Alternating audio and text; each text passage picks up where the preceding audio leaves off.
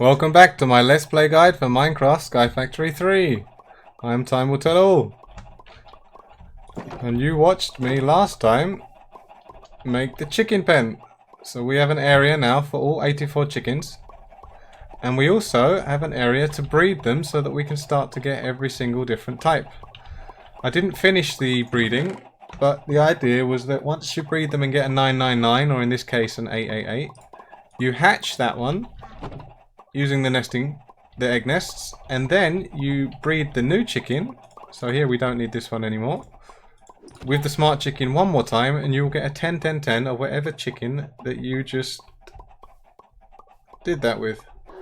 So this one's hatched. I don't know, was that a 10-10-10 nickel? No, it's not. So we'll stick that in there. We'll breed it with the smart chicken, and that will give us a 10-10-10 nickel egg.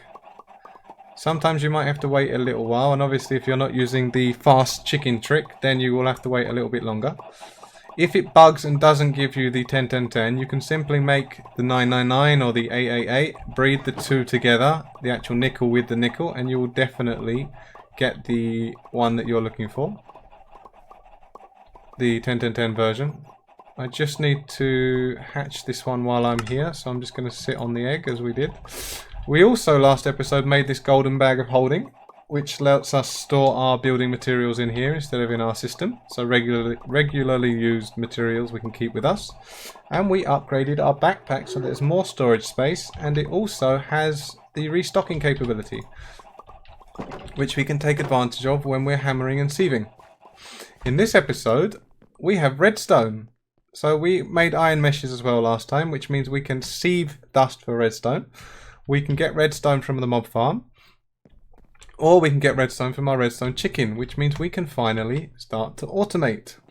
So the first thing I want to automate is the compacting of our cobblestone, because one of the achievements are that we need, I think it's a quintuple compressed cobble.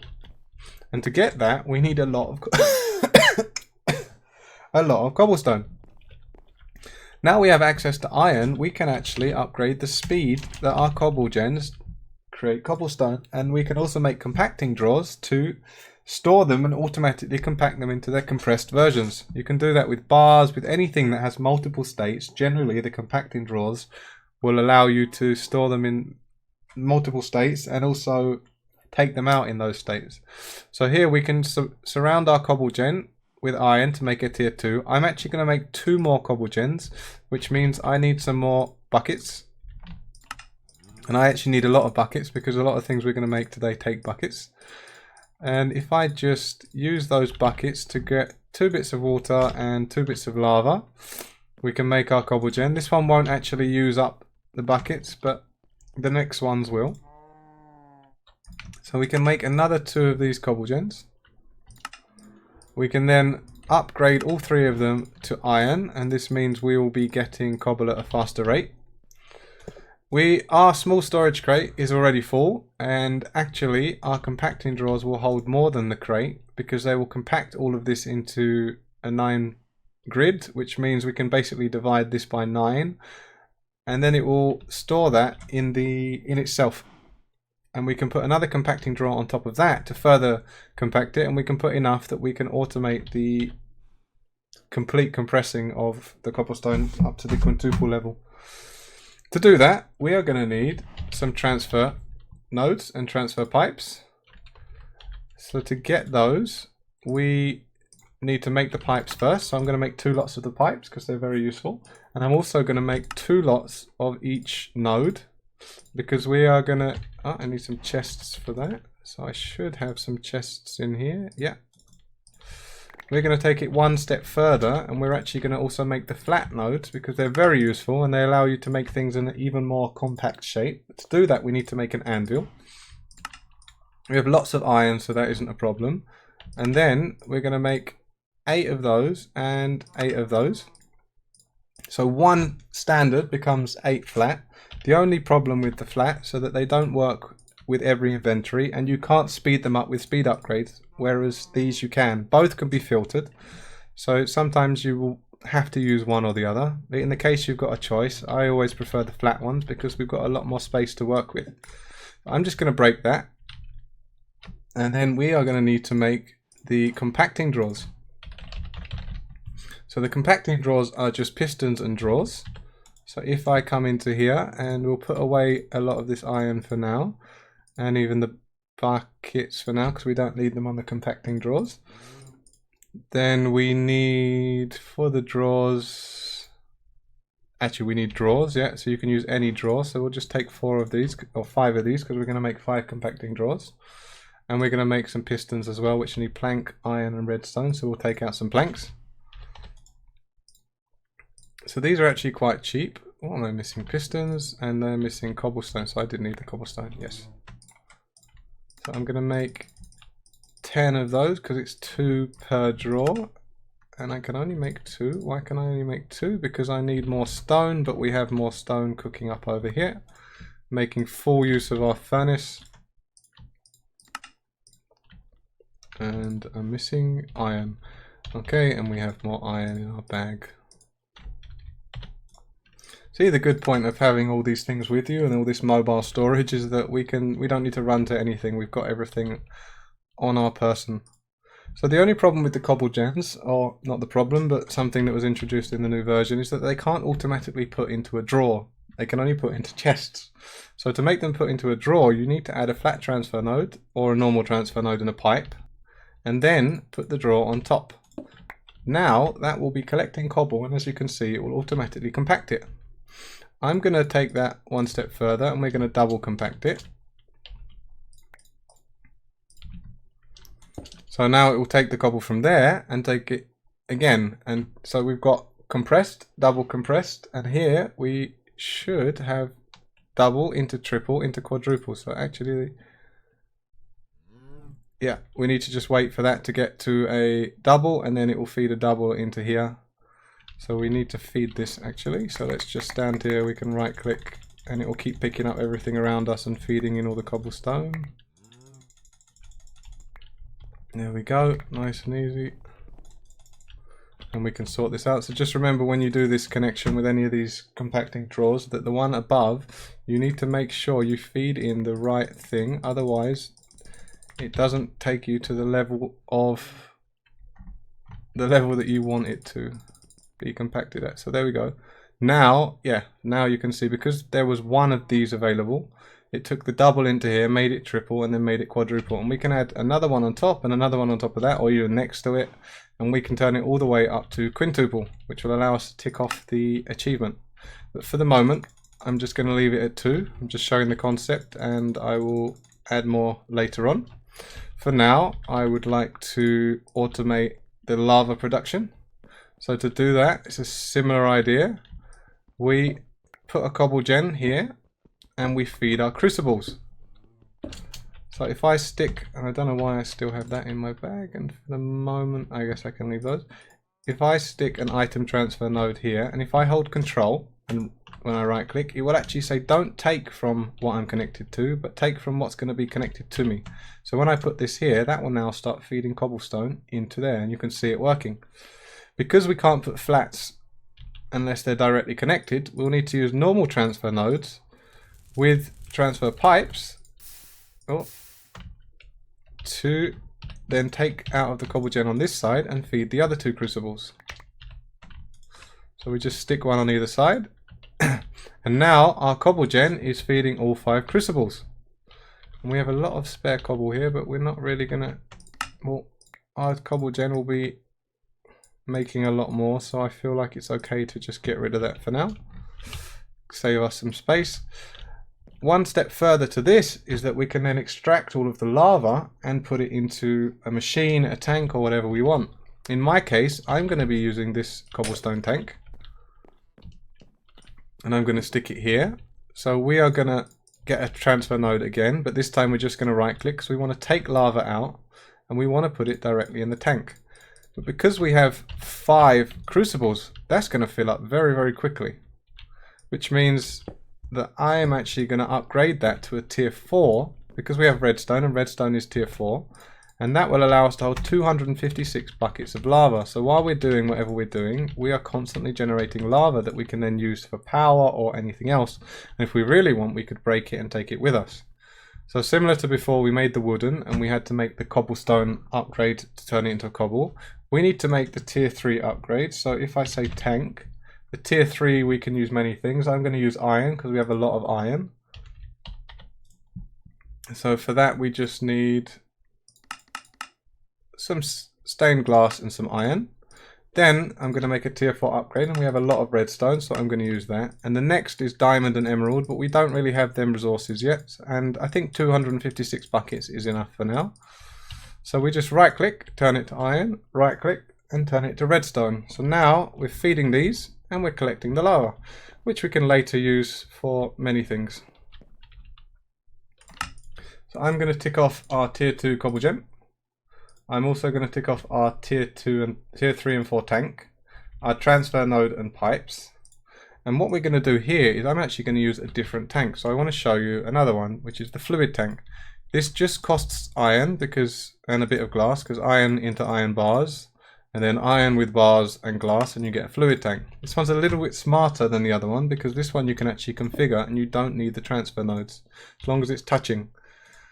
Here you can go to configure and you can see the 2 lava tanks, and if we put that to push, so by right clicking and right clicking here to push, any lava put into here or any fluid will be pushed into these tanks. And we can further automate that by actually feeding this with lava. So as always, if we're working with lava, we don't want a wooden base. So I'm just going to knock out the wood around here, because we're going to set up a crucible with a cobble gen and we're going to automate the feeding of the lava into the tank. Then we don't have to worry about our lava when we're working with our tinkers. So as always, I'm going down 1 level, but you can always just build it up 1 level. A lot of this episode really is just about ease of life. With this automation we have to think a lot less, we have to do a lot less micromanaging. So it's very useful to get this set up really as early as you can, these things, and then you don't have to think about it much further. I'm trying to take the lava from there, but the lava's in the tank now. So we'll come over here, because obviously lava is better than a torch. We will grab, where is our crucible, stick it on top, go back into the configuration. Now we can see the crucible, and this we're going to pull from. We can then hold control and say take something into the crucible, and that something will be cobble. So we now have a cobble gen feeding a crucible, feeding a tank, and the tank feeding our structures. So we have our lava automated for our tinkers. The only thing we can do more for the furnace is to actually automate the input and the output. So to do that, I'm going to need 2 storage crates and a transfer filter. So the transfer filters will say only take this item or that item, don't just take everything. So they're very useful for something like this, because we're going to put in cobblestone and want to take out stone. But if you don't filter the stone, then it will actually just put the cobble in and take the cobble out. So you'll see what I mean in a second. I'm going to do the same idea. We're going to output to the bottom. So I'm going to have a water ladder down, and actually I'm going to go underneath and put one under there. Then I'm going to stick a storage crate there. So it will say take out whatever's in there and put it in the crate. On top of that, we're going to add a filter to it. So for the moment we're just doing stone. So I'm going to right click on that. I'm going to put stone in my filter, make sure it's on whitelist. And then as long as I hold a transfer node, a flat one in my hand, I can see the other one. I can right click on that and I can apply my filter. So this will now only take stone out of that. So if we put cobblestone in, it won't take anything but stone out. So if I grab whatever cobblestone I can grab from there, and we'll automate the input as well. So on top we hold control, take from an inventory, take from the chest. So if I put the cobble in the chest, you see it's taking it out, putting it into the furnace. And when it's stone, it will take it out into our crate. So we've completely automated the lava and the input and the output of the furnace. I actually want to extend this a little bit more, because we are going to have maybe some mass batches of things to make, and it's quite cheap to extend the furnace. The bricks aren't that expensive. And we can actually use seared bricks instead if we want. But for now, I prefer the look of these ones. So 1, 2, 3, 4. I'm just going to extend it using these. And once we get to the smeltery, I'll show you another way that you can build the bricks for this. And we need another 3 slabs. 1, 2, 3. Okay.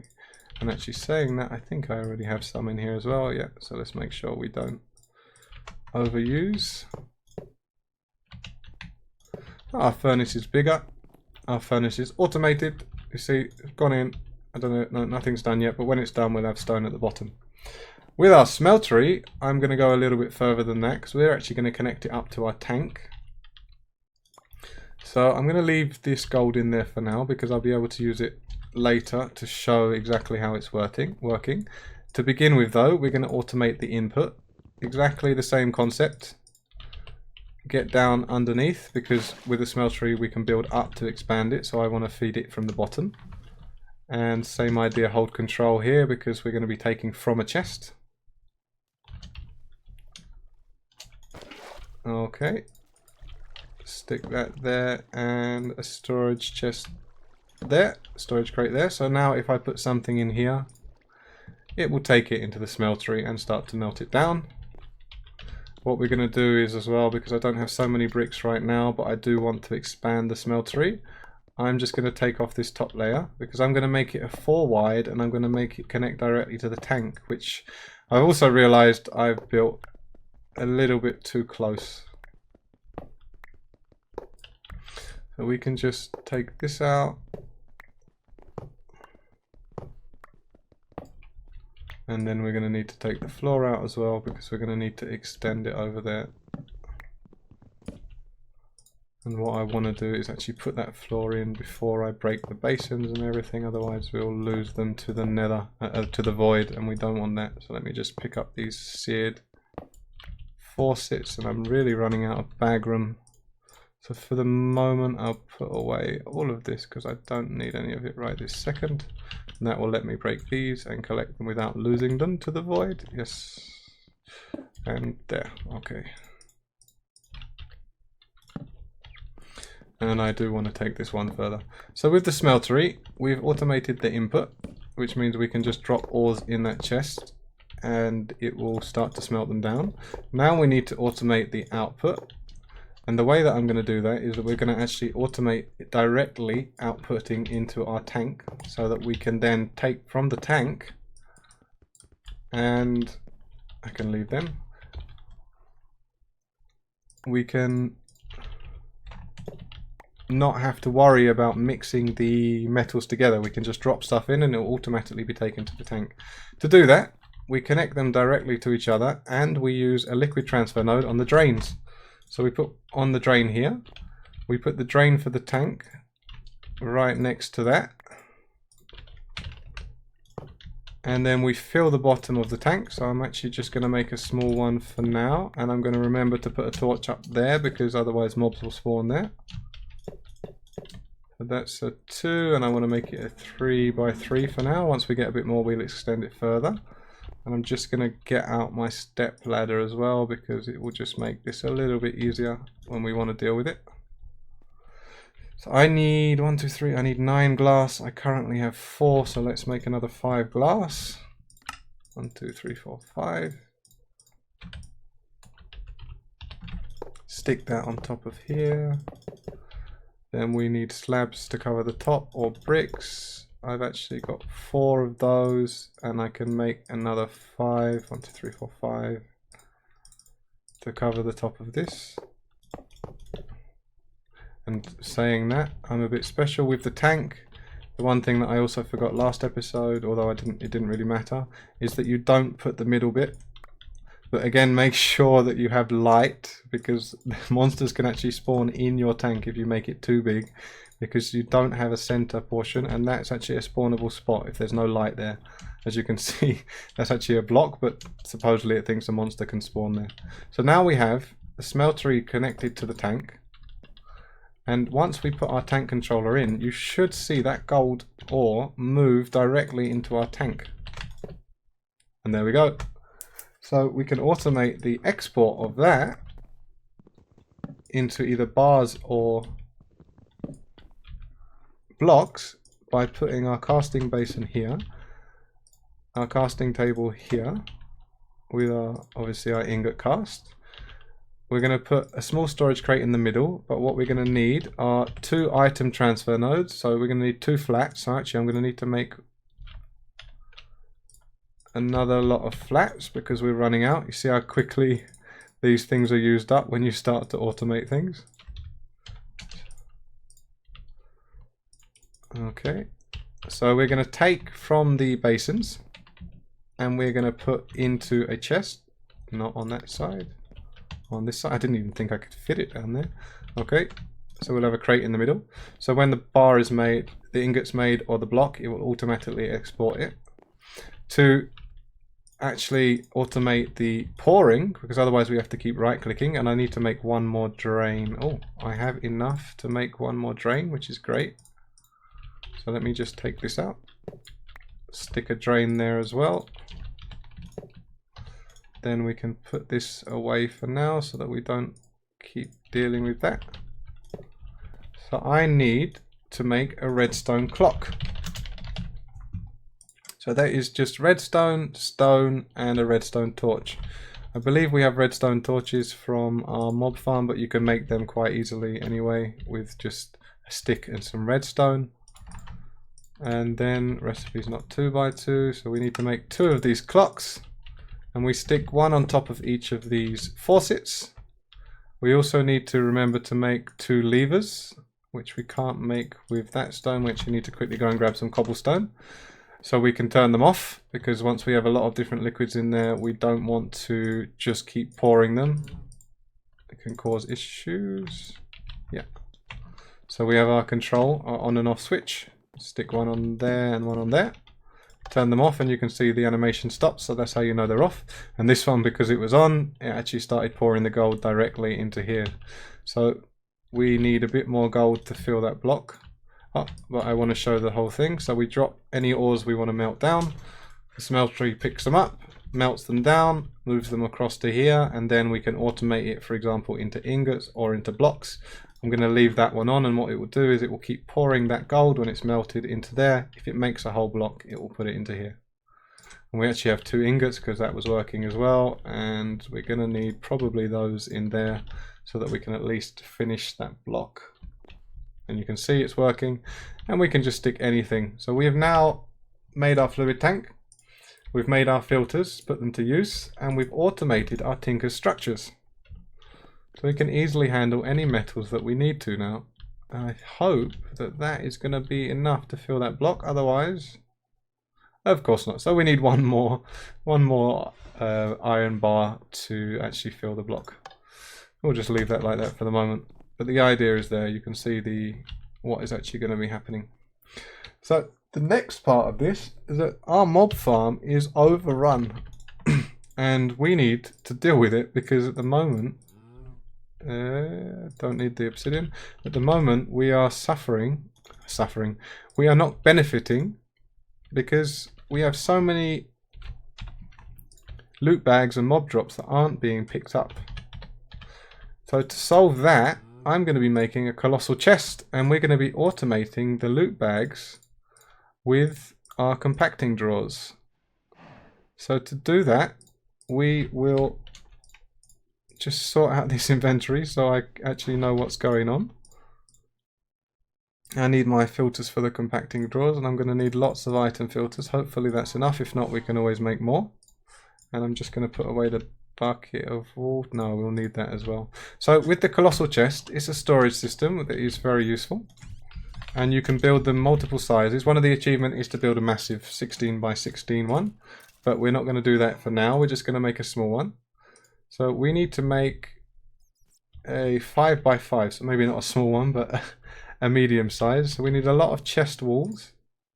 For chest walls we need wood and planks. I believe we have all of the wood on us. So I'm just going to take all of that. We also need 5 interfaces, so we're going to need cobblestone as well. So I'm just going to go and grab some cobblestone and a chest core, because they allow you to connect to the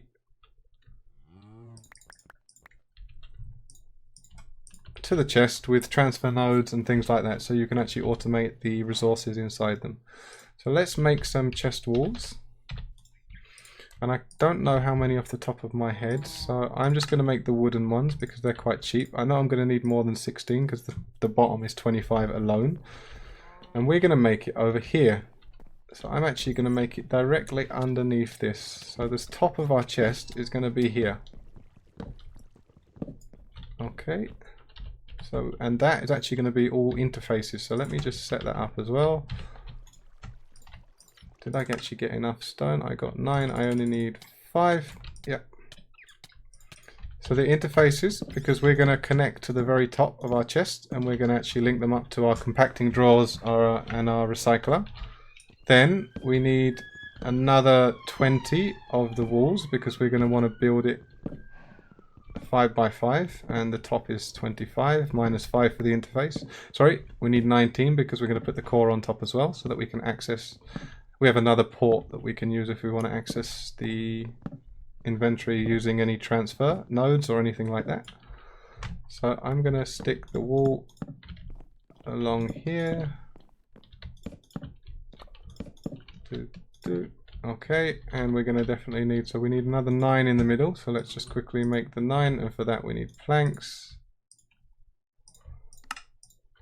So we've got 10 there. So that is the top of our colossal chest. Remember, when you're making these, they have to be a cube. So 3 by 3, I don't know if 2 by 2 works, but 3 by 3, 4 by 4, 5 by 5. So 5 on the top, and you don't fill in the middle. Imagine it being like an empty box. And I'm also going to just use some ladders so that we can get up and down easier. And I'm going to grab some more wood because I'm pretty sure we're going to need it. There we go. And there we go. So our chest is going to be sitting on top, and it's going to be taking in all of these resources to get up and down easily so that we can build this and also manage it. I'm just going to stick some ladders on here. And the squid farm, as you can see, is still working wonders. And underneath here is actually going to drop all the way down. So I need to make some more of these colossal chest walls. Yeah, 43 sounds like a good number. So we have to bring this down by 5 as well.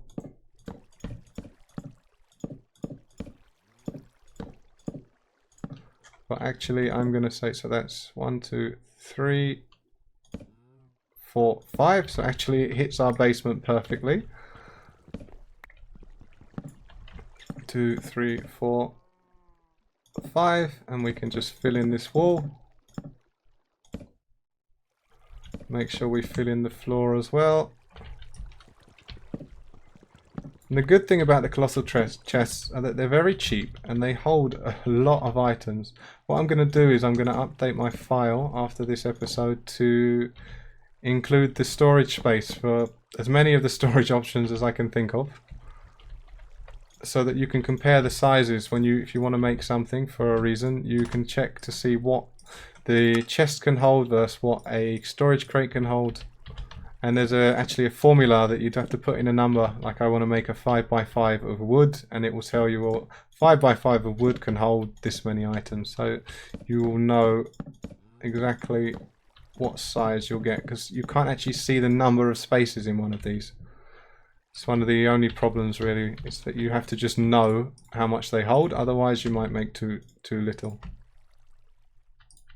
You might make it too small, or you might make it way too large. Very nearly done. We just need to fill this wall here. I need another 2. Can I make another 2? Just need 2. Oh, I've got 2 raw logs there, so I can combine these into planks. And I can make that just about enough wood for this. And I made 4 anyway. Now if we right click on this. Oh, no, we need the core. So we've made the layout of the chest. It's empty in the middle. The way that it finishes is with the core. And the core also holds all the items. So if you break the core, everything pops out. If you don't break the core, it shouldn't. And to make the core, we just look on here. The colossal chest core is just another wall with 1 iron. And we have our colossal chest. Now, graphically, I know this is not the best, but functionally, I prefer it in the ground here because we can easily access the ports that we want to. So I can work with it how I choose. And what I'm going to do as well is I'm just going to stick some of these underneath here because I will need to move this item collector and hopefully pick it up. Yeah.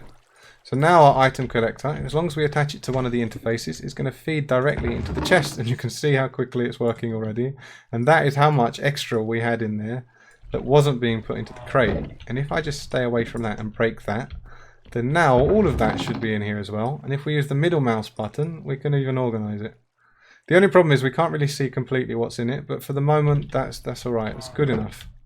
So we have our colossal chest created, we have our compacting drawers made, and the only thing left in this episode is to automate the loot bags. So one other thing I'm going to do from range is break the bag opener because it's got some crap in it as well, and that should all get picked up and put in here. Make sure when you move the item collector that you set the radius again. Actually, it probably put the loot bag opener in here. Right, so what I'm going to do, and also we're going to do the recycler. We've actually got 11 bags in here. If I break that, will it give me 11 bags? Probably not. So let's take all the bags. Shift Q. Yeah, now it's there. So we are now going to automate the extraction of the loot bags. So to do that, we stick a flat transfer node on here and a transfer node on here. We're also going to need filters because we're going to only want to take certain things. So I'm going to take a loot bag, and I'm also going to take some string because I need to recycle the string. An arrow, we're going to recycle the arrow. We're also going to recycle the gunpowder. So we right click with the filter and we'll change the stone into gunpowder, arrow and string. Then if we put that filter in here and we stick our loot bag recycler on top, that will now take out all the string, the arrows and the gunpowder and start recycling them. So we're automating the loot recycling, and we can update the filter as we notice the things that we want to get rid of. I'm just going to leave that working like that for now. The next one, I'm going to want to put a compacting drawer on top, but before I do that, I want to set the filter for what it's going to take. Because loot bags have many forms, you actually need to play around a little bit with this, and I'm going to even do one further here. So when it makes a loot bag, it's going to take it out and put it into the drawer. When it finds a common loot bag, it's going to take it out of the chest and put it into the drawer. So we get common loot bags from here and from our mob farm, and we will put them directly into our compacting drawer. The next thing is that we need to take the uncommons out. So we put another one of these down. If we grab an uncommon loot, be careful when you do this, because if you have your filter in hand, sometimes you can accidentally grab another one, so you have to be a bit slower than what I just was. So this was a common loot bag in that filter. Let's put the drawer back there. Right, next filter will be for uncommons, so we'll just do the same thing. Take the uncommon, right click on there and stick that, and we're going to stick a compacting drawer on top. And actually we're not going to do that straight away because I want to stick one more in there. I want to grab a rare bag. So this one now has uncommons, this one has rares, because the highest level of compacted bag is a rare. I'm going to put that in there, and we're going to say take the rares out of here and also move them into this new drawer. And I think the drawer got taken into the chest. Yes, they both did. So now we have commons being recycled, the loot being recycled, put into commons. Commons also being taken directly and put into the compacting. Once it gets up to a rare, it will take it across, and if we have any uncommons, it will also take it and put it into here and compact it up to epic. So the final level is legendary and epic, but we only need to take the rares out because of this one. So if I actually need to put this in there, and I'm just going to dump all of that for the moment. I need to grab some more transfer nodes, and we're actually going to need to make a few more flat ones. So let's get the anvil out.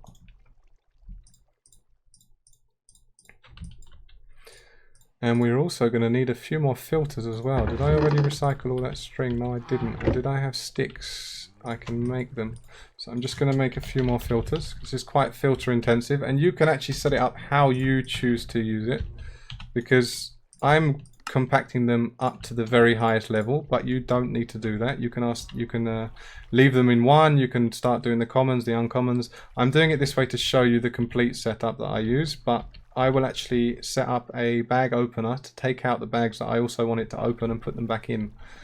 And sometimes that will conflict with this, so we'll have to play around with it if we want to change the bags it takes. So the idea is that we put in this, we put the epics actually, sorry, so we need to, oh, I've done it again. Have to be very careful with these filters and these transfer nodes. So control on that. Let's check on here. In here we had a filter for the rares. So then we can put this down and that will give the commons into the rares. So now the rares will go into here, but the highest level is the epic. So we have the epic here. So we're going to take the epic, we're going to replace that in this filter. And we'll say take out the highest level of bag here, which is epic. And we'll put it into this compacting drawer. And on here we need epic and legendary, but we don't have, I don't think we have any legendary bags right now. They are slowly being upgraded though, which is all we need. So if we stick that on there temporarily, and that was completely wrong because I didn't put my filter. So for the moment, we are just going to set the filter with the epics and the legendaries later on. I don't know if the legendaries even drop. So we'll set the filter up with epics and we'll put that into here. Set our compacting drawer down and we've got them from common all the way up to the highest, which is legendary. And they are feeding each other. They're also recycling, which we can continue. And on the final one, we can actually put our bag opener. And we could either say, take from here and open these high level bags, or we can say take from here and open the specific bags that we want to open. What I'm going to do for now, I believe I want uncommons. Let's just quickly check the bags. So what you want to do is you want to check, is there something specific you're looking for in the bags, and choose that one to continue to open. I'm looking for the portal charm, because otherwise I need a nether star. So I'm going to be opening the uncommon loot bags. So in this filter, one more filter for uncommons. We're going to put in to here. And actually I should feed it there, but okay, that's fine. We will put that. Now that will take uncommons and it will feed them into our bag opener. From our bag opener, I'm just going to grab the transfer pipes. And we're going to say, so open the uncommon bags, any uncommon bags that you can grab before this grabs it, and feed them directly back into the chest. So we could actually just put another interface close, which I'm going to do instead of extending this out far. I'm actually going to break this one here, and we're going to make another interface directly below it.